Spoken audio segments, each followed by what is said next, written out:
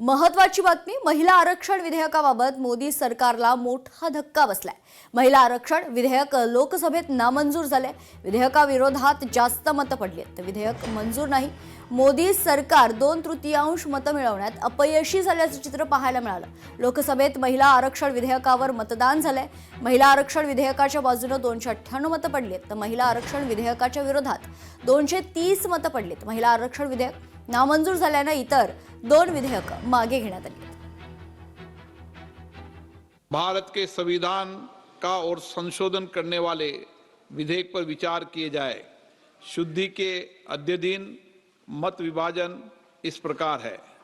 हाँ 298 298, ना 230 230।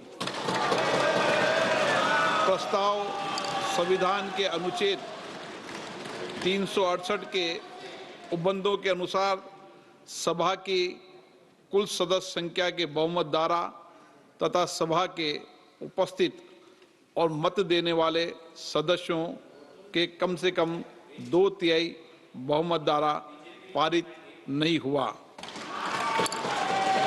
अब इस संविधान संशोधन पर विधेयक पर आगे की कार्रवाई करना संभव नहीं है।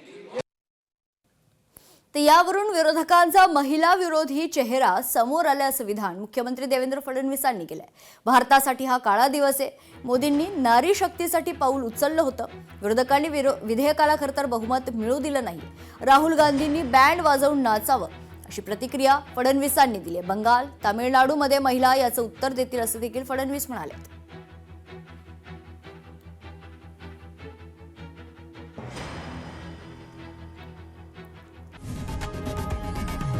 लोकशाही मराठी ऐका, पहा, जागरूक रहा।